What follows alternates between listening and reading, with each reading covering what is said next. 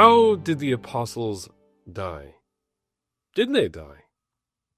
These are questions of profound Christian importance. And I was surprised recently to find that Christian apologist Sean McDowell had offered something of a lack of confidence in our assertion that the apostles gave their lives for the Christian faith.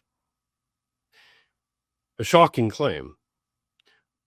Now, I want to be honest, McDowell is not claiming in any way, shape, or form that Peter didn't die for the faith, that Paul didn't die for the faith, that James the Less, or James the so-called brother of Jesus, didn't die for the faith. He is not claiming in any way, shape, or form that Thomas wasn't martyred, but he's claiming perhaps that the traditional narrative that all the disciples gave their lives except for John, and that we could be confident about how they passed, that this may be a point perhaps of less certainty than meets the eye. With loving respect to Brother Sean McDowell, who is far more learned than I will confess that I find his thesis to be at best academically insufficient and spiritually troubling on a few ends. I say this with reverence and respect, as Brother McDowell's father wrote an excellent work of apologetics, more than a carpenter, offering a clear defense of the resurrection and deity of Jesus, and that his YouTube ministry is extraordinary.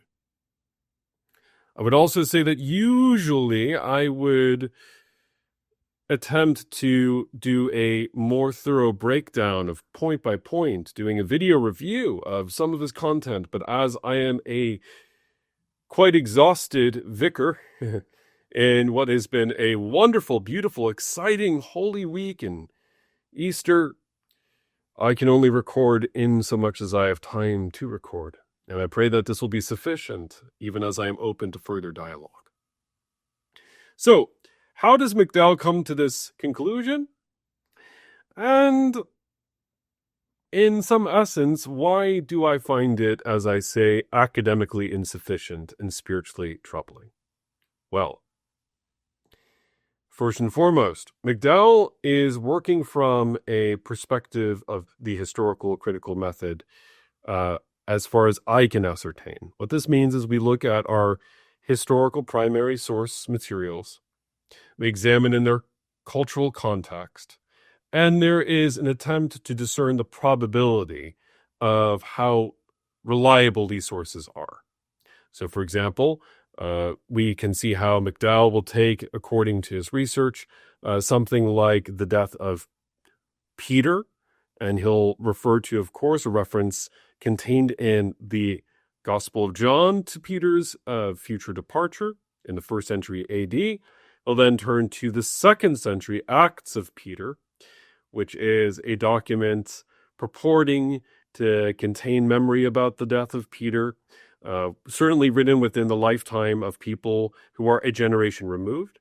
And of course, the writings of Clement of Rome, in the 1st century AD, a successor, possibly even of Peter in Rome, someone who possibly would have known Peter personally, I believe certainly did. And from that, he concludes that it's highly probable, nearly certain, that Peter was crucified. That's how the historical critical method works. You begin by a chain of custody with a living eyewitness memory, and then if you have a source, for example, written in the 4th century, 300s AD, for example, he would say that that is less certain because it's written outside of the memory of eyewitnesses or people who may have known the eyewitnesses. I pray that if I'm misrepresenting Sean McDowell here, that someone will correct me. I am only a student among students. However, I find that his conclusions, therefore, are not always necessarily representative of what historically is the case. So, for example, as a result of this rather strict criteria of probability, we find that that is Sean McDowell, finds the martyrdom accounts of Barnabas, only found in the 4th century AD, the 300s AD, to be possibly spurious. If I am understanding Brother McDowell correctly,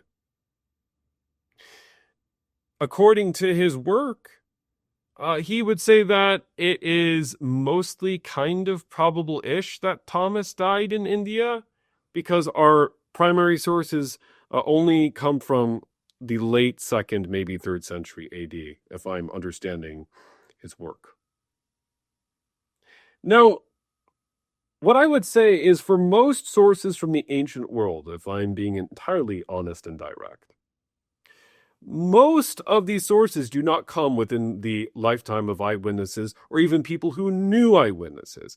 Alexander the Great is a perfect example. Of course, military leader from Macedon, conquers much of the known world at the time. Our sources come hundreds and hundreds and hundreds and hundreds of years after his death, based off of earlier primary sources now lost. Often these sources are composed on a different continent, in a different language, in a different context, but we accept the testimony of Alexander the Great because it fits, to the best of my knowledge, the historical context of the time. We do not see that anything should refute it, given the flora, the fauna, our understanding of the period, archaeologically, historically. And quite frankly, because we have multiple sources that generally attest that this event occurred. Now, whether they're all mutually reliant on each other or not is another question. The other interesting point is that when it comes to the New Testament, we know that Jesus warns the disciples again and again that they are all going to die, except possibly John. There's a reference that maybe John will have a different kind of departure from this life, maybe one without martyrdom at the end of John's gospel, although there's a curious reference to him drinking a cup of martyrdom in Matthew, Mark, and Luke.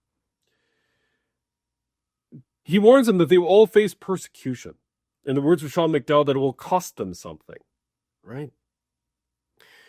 And we all know that when the Christian faith is brought into a new place, when it's brought into a new community, that people will naturally, I generalize here, but people particularly filled with the spirit of the world often will resist the entry of the gospel.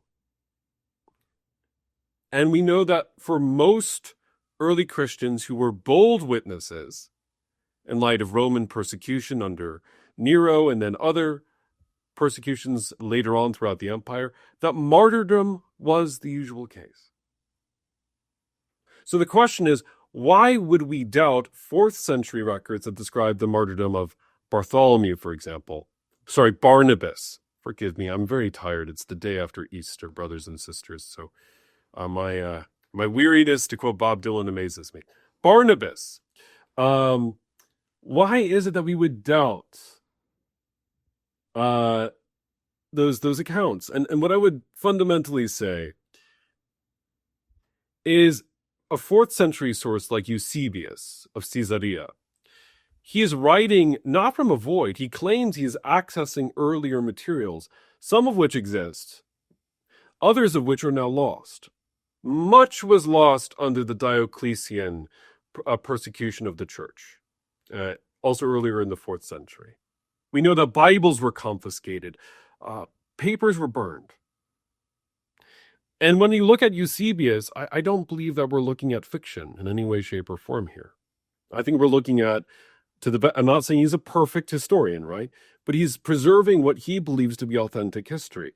So why are we throwing out these primary sources in the name of probabilities that, I understand we want to be academically precise, but quite frankly, it seems to me that there is a higher degree of criticism over these sources on Brother McDowell's point than there is generally over Plato, or generally over Aristotle, or generally concerning Plutarch.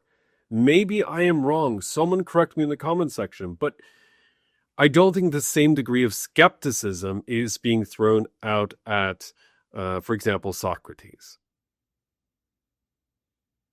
So I find it academically insufficient. Now, why am I finding it spiritually troubling? I'm finding it spiritually troubling, brothers and sisters, because the martyrdom of the apostles, quite frankly, points to their full commitment to shed blood even in the name of the Lord Jesus Christ, non-violently, in an act of self-giving love.